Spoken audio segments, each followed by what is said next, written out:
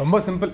ஏன்னா அதான் நான் சொன்னேன், எல்லாருக்கும் என்னன்னா எலெக்ஷன் நோட்டிஃபை பண்ணாம அவங்க பிரச்சாரம் பண்ணிட்டே இருக்கணும். இத கேட்டாங்கன்னா திரும்பி என்ன சொல்லுவாங்கன்னா பிஜேபி வந்து 365 டேஸ் எலெக்ஷன்ல இருக்காங்க. என்னன்னா ஒரு ஸ்டாண்ட் எடுக்கணும். பிரதமர் 8 முறை வந்து போறாரு, 365 டேஸ் அவங்க எலெக்ஷன்ல இருக்காங்க.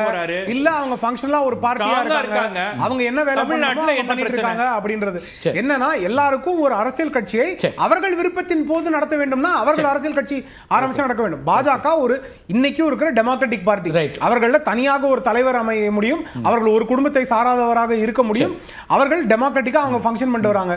நயனார் நாகேந்திரன் அவர்கள் அந்த மாதிரி அவங்களோட ஒவ்வொரு டிஸ்ட்ரிக்ட் யூனிட்டையும் ஒவ்வொரு அட்மினிஸ்ட்ரேட்டிவ் யூனிட்டும் டெமோக்ராட்டிக்கா இருக்கு. அவர்கள் வேலை பாஜக செயல் தலைவர் ஒருத்தரை நியமிச்சிருக்காங்கல்ல, யார் அவரு?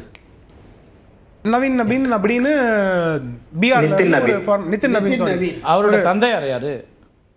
இருக்கட்டும், அவர் என்ன தனியாக இப்ப புதிதாக வந்து நான் வந்து ஆட்டோமேட்டிக்கா டெப்டி சீஃப் மினிஸ்டர் ஆயிட்டாரா? இல்ல இல்ல, ஒரே ஒரு நிமிஷம். இப்ப அவர் வந்து இப்ப அரசியல் வாரிசுன்னு சொல்லுவோமா? ஏன்னா அவர் பொறுப்புல இருக்காரு. இல்லங்க, நான் அவர் அமைச்சர், மன்னிக்கணும், நான் இதே ஸ்டாலின் அவர்கள் அரசியல் வாரிசுன்னு இன்னைக்கு சொல்ல மாட்டேன். வித்தியாசம் என்னன்னு அவரு இருக்கிற வரைக்கும் அவரே சொல்லிட்டு தான் இருந்தாங்க.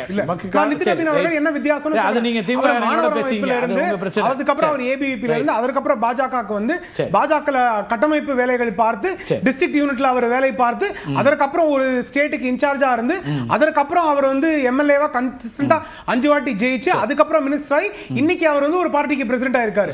அவர் வந்து எடுத்த உடனே ஆயிட்டு அவர் இதுக்கு முன்னாடி அப்படி இருந்தாலும் எனக்கு இவர் அப்பா கிடையாதுன்னு என்னைக்கா சொல்லி இருக்காரா? சொல்ல முடியாதுல்ல. வாரிசுனா வாரிசு என்னன்னா அவர் ஏபிவிபில இருந்தாரு, இதுல இருந்தாரு, அதுல இருந்தாரு அப்படினா இல்லங்க, அரசியல் சேவை தானே அது. எல்லாரும் ஒரு குடும்பத்துல இருக்கவங்க மன்னிக்கணும், ஒரு குடும்பத்துல இருக்கவங்க அரசியலுக்கே வரக்கூடாதுன்னு நான் சொல்லல. நான் ஆனா குடும்பத்துல இருக்கிறதா என்னோட குவாலிஃபிகேஷன் தலைமைக்குன்றதா தப்பு சொல்லல. அந்த பார்ட்டி டெமோக்ராட்டிக் கிடையாது. ராமசாமி மையப்பனுக்கு அவங்க அப்பா இறந்தனையும் அந்த தொகுதியில பை எலெக்ஷன்ல பையனை தான் நிறுத்த வச்சாங்க. அப்பா இறந்தங்காட்டி அந்த சீட் பையனுக்கு வந்துச்சு. அதுக்கு முன்னாடி அந்த பையன் என்னெல்லாம் வேலை பார்த்துருக்காரு? மன்னிக்கணும் அண்ணே, ஒரே ஒரு நிமிஷம். நீங்க சொல்றதுக்கு முன்னாடி அதுக்கு முன்னாடி அவர் டிஸ்ட்ரிக்ட் பொறுப்புல இருந்தாரு, அதுக்கு முன்னாடி பிஜேபி ஜெனரல் செக்ரட்டரியா இருந்தாரு. அதெல்லாம் நீங்க சொல்லவே படிச்சிட்டு இருந்தவரை பை எலெக்ஷன்ல கொண்டு நிறுத்தினாங்க. ஏன் அந்த கட்சியில அந்த தொகுதியில அந்த கட்சியில வர கட்சிக்காரங்களே கிடையாதா? அத்தனை பேர் இருந்து பையனுக்கு ஏன் கொடுத்தாங்க? அப்பா அவரோட பையன் தானே கொடுத்தாங்கன்னா இது டைரக்ட் பாலிடிக்ஸ்ல வர வேற எதுங்க வரும்?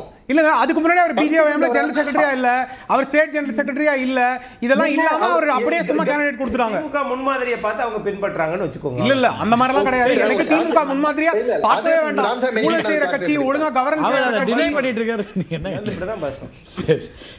நிறைய செய்யலாம். சரி, ஜோசப் ஒரு லாஜிக் இல்லாம அவர்கள் வந்து ஒரு தலைவரை பத்தி பேசும்போது நான் வந்து சும்மா உதயநிதி ஸ்டாலின் வந்து நின்னுட்டாரு அப்படினால தகுதியே இல்லன்னா சொல்லல.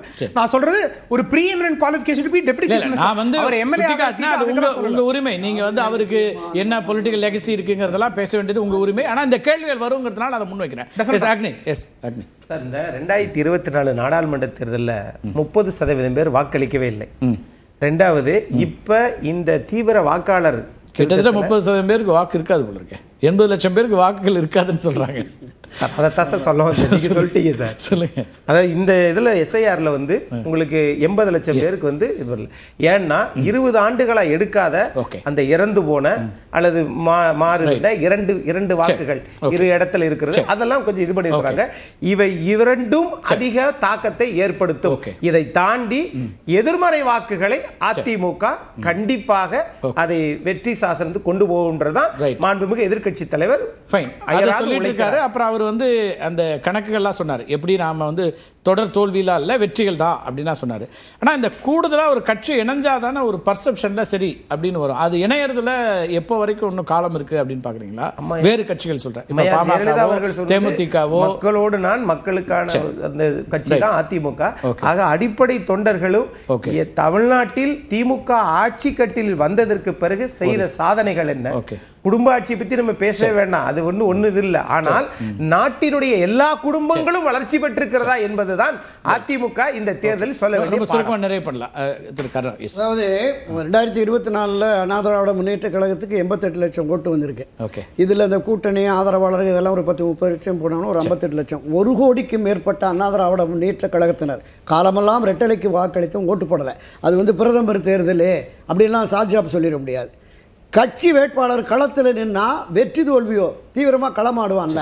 இந்த 1 கோடிக்கு மேலே நம்பிக்கை இழந்துட்டான். 2024 அவர் போட்ட வேட்பாளர் எடப்பாடி வகுத்த வியூகம் சரியில்லை என்பதால்.